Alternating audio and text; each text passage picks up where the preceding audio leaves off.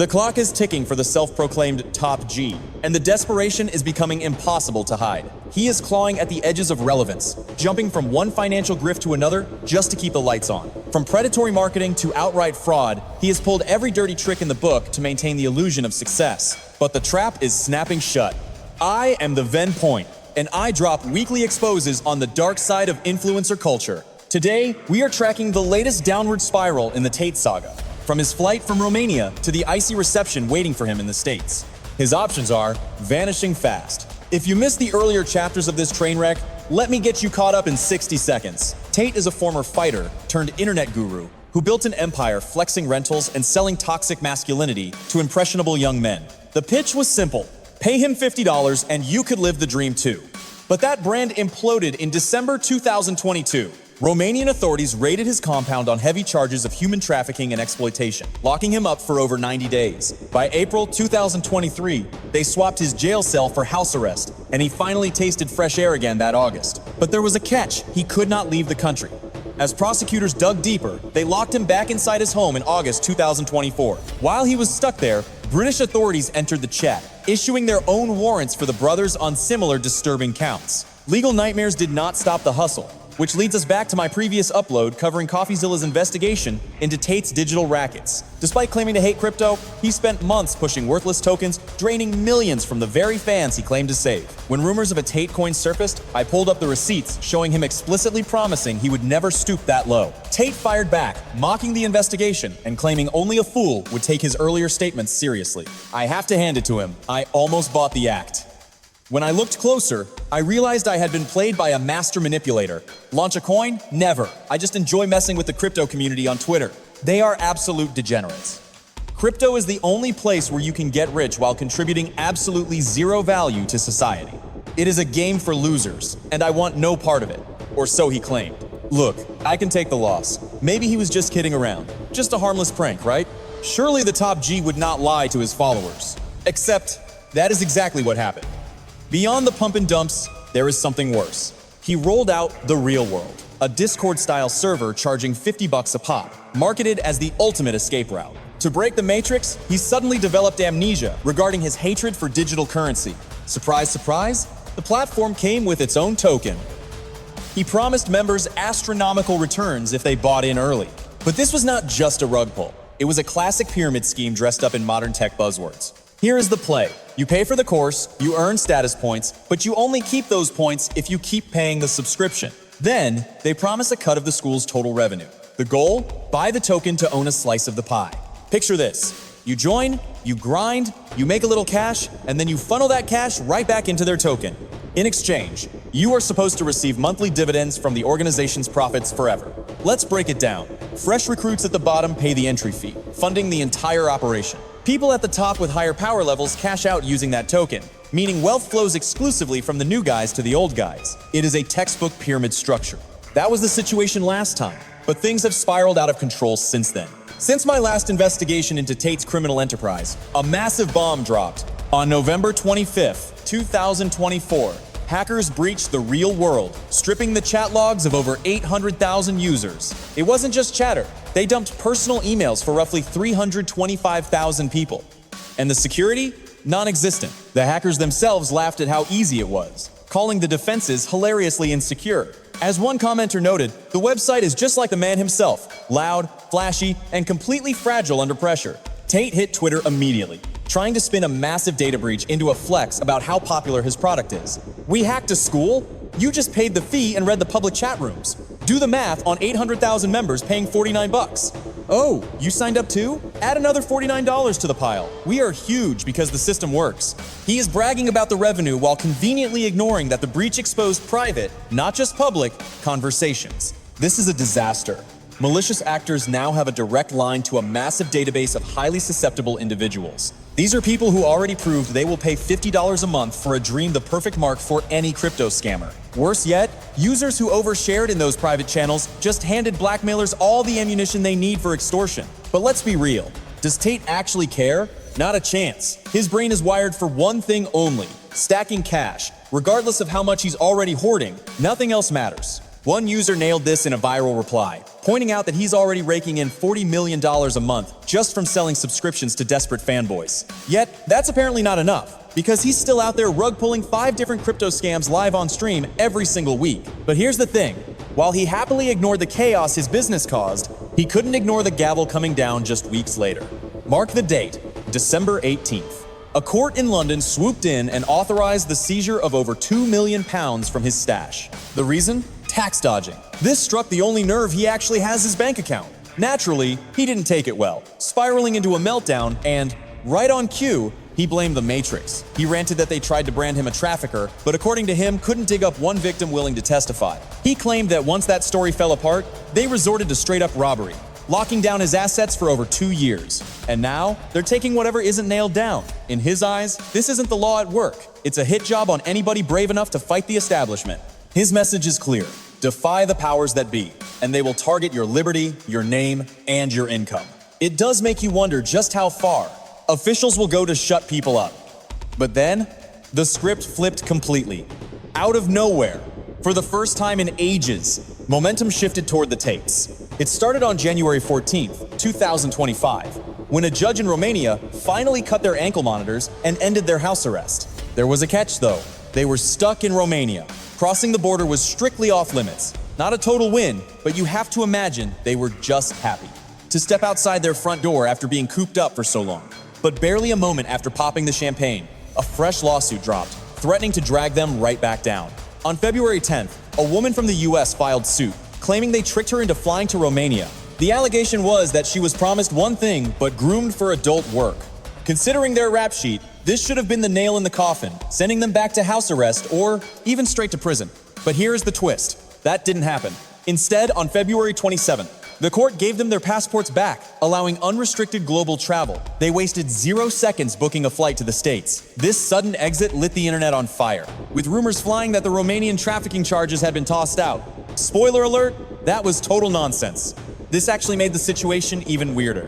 Why would the Romanian justice system hold these guys hostage for years, only to suddenly open the gates without a clear reason? It didn't add up, at least not until you look at the calendar. And notice that their release lined up perfectly with a massive political shift that went down just weeks earlier, the inauguration of Donald Trump. Almost immediately after taking the Resolute desk, Trump started scribbling executive orders, including a controversial pardon for 15 individuals tied to the January 6th Capitol riots. The word on the street was simple. The new US administration leaned on the Romanian government to cut the Tates loose. And even though officials kept their mouths shut when cameras were rolling, the question remained, did Trump pull strings to lift that ban? It wasn't a baseless theory. By that time, the brothers were essentially unpaid hype men for the Trump brand. They were loud about it too. Remember when Andrew attacked the Prime Minister of Denmark with derogatory slurs while defending Trump's wild idea to purchase Greenland? He tweeted something like, "You don't want smoke with Trump. Hand over Greenland now, and be grateful we don't seize Copenhagen while we're at it." So, the idea of Trump returning the favor wasn't impossible. But when reporters actually pressed him on it, he played the "I don't know him" card. The press asked, Andrew and Tristan Tate touched down in Florida via private jet today. These men are accused of heinous crimes like trafficking. Most people don't exactly see them as role models. Did your team strong-arm the Romanian government into letting them go? His response, I know nothing about that. I don't know them.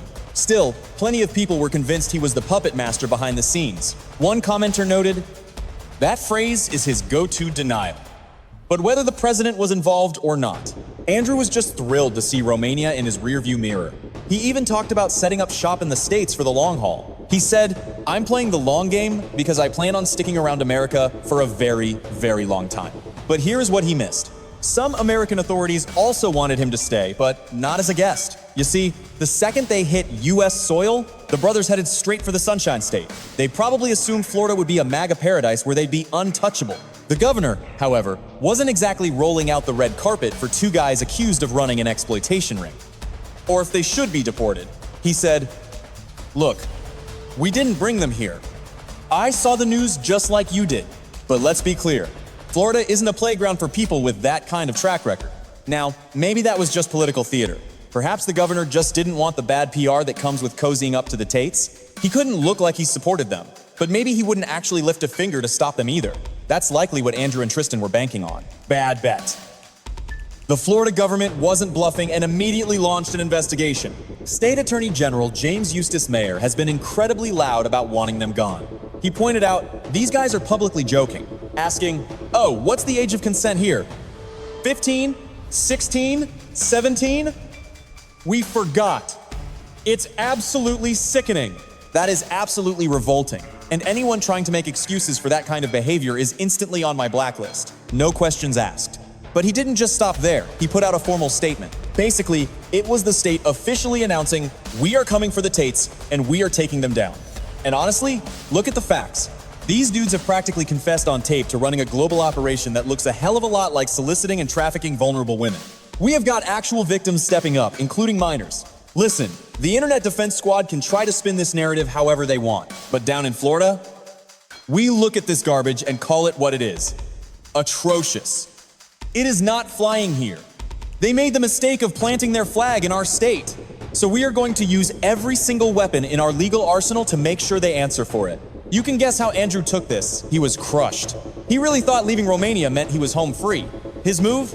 Frame it as a political hit by DeSantis. He is claiming the only reason the heat is on him is because he backed a different horse instead of supporting DeSantis' wife. He actually wrote that Ron DeSantis is attacking him out of fear, scared that Tate would throw his monumental political weight behind Byron Donalds instead of the governor's wife. He claims he is just blindly following President Trump's lead, and that is exactly why they launched this attack on him. According to him, it is a plot to save her political career. He says, I didn't care about Florida politics until I saw how communist the DeSantis administration really is. Game on. But here is the twist Andrew never saw coming. Byron Donalds actually stepped up and backed the Attorney General's play. When asked if he supported investigating the brothers, he didn't blink. I do, he said. Those accusations need to be thoroughly checked out, and we will move from there. The bottom line, we don't slide on human trafficking. And frankly, we do not tolerate abusing women. So, completely out of options, Andrew hit the podcast circuit to whine about his life. What have I even done since I got here? I went on a podcast and sat on my laptop. That is it. Just Patrick, Bet David, and my computer. I sat on my laptop, ate some Taco Bell, and suddenly I am under criminal investigation? What the hell? It makes no sense. Like that was somehow going to make the Florida police just walk away. But folks, that was just the appetizer. These rants started as a defense, but they quickly turned into a disaster where Andrew just kept saying things that made him look even guiltier. He even compared himself to Epstein, saying, the fact that my brother and I get more hate than Epstein just shows how brainwashed everyone is by the Matrix. Then he tries to align himself with P. Diddy. I am sitting there thinking, whoa, hold up a second. I don't know. Diddy never spoke to him. I am not defending him, but it looks like they just decided to ruin him. He claims he doesn't know the full story. Look, the guy might be guilty as sin, but his entire defense is basically going to be, yeah, I did it, but what about him? And him? And him? He is screaming, why am I the fall guy? And I turned to T right then and said, listen, they are coming for Diddy next. He asked me why, and I told him, open your eyes, they just leaked a video from a decade ago. They have been sitting on that tape for 10 long years. That footage is from 2016.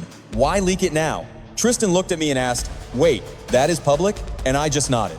2 weeks later, he is in handcuffs. They destroyed his reputation before they even made the arrest. And believe me, I know exactly how that playbook works. I called it the second I saw it. That clip did not just appear out of nowhere. It was sitting in the Matrix archives until they decided it was time to take him out. Step one is always character assassination, just like they did to me, but that is nothing compared to him arrogantly bragging that the authorities cannot touch him. He is boasting about wiping his device every night, shouting, you think I am not ready? I am like a Navy SEAL with this. Come raid my house. Take my gear. You think I go to sleep with a phone full of evidence? You think I am stupid? I wipe everything. Come and get me. Arrest me. Let's do this whole dance again. I survived 4 years in Romania. Do you honestly think I am scared of your little state jail after making it out of an Eastern European gulag? I am not going anywhere. Meanwhile, the Florida government has officially launched their investigation.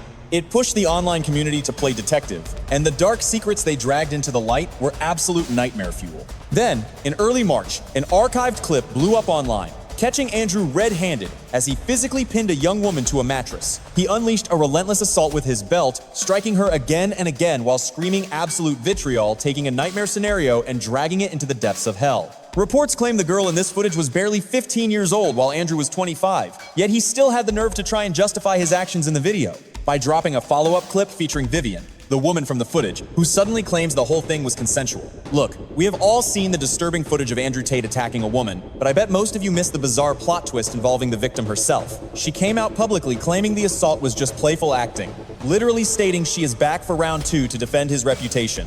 She owns it, saying, "Yes, that is me in the video," and she is putting herself out there again to control the narrative. She wants you to believe it was just a role-play scenario, a defense that might have actually held water if we ignored 2 massive red flags. Exhibit A, Vivian was underage at the time, making consent legally impossible. And Exhibit B, Tate's own leaked messages paint a much darker picture. He is caught on tape ordering his crew to extract a video from Vivian. But here's the smoking gun. He demands they, quote, tell her what to say. This is hardly a one-off, folks. The internet is littered with footage of him essentially spoon-feeding lines and directing the narrative. He literally mapped out a predatory blueprint, detailing every single move on how to gaslight and coerce these women into the adult industry, all to chase clout and engagement on his TikTok. He explicitly calls his business model a PhD program, but he's not shy about what that acronym really stands for. Pimp and Hose Degree. It is his step-by-step guide on psychological manipulation, making women fall in love just to exploit them for webcam revenue. But reality is finally hitting him. No amount of staged interviews or rehearsed lies can stop the avalanche coming his way. The heat from Florida officials got too intense to ignore, forcing him to flee back to Romania under the laughable excuse of, quote, proving his innocence. Yeah, right, because we all know guiltless men are famous for fleeing the country in the middle of the night.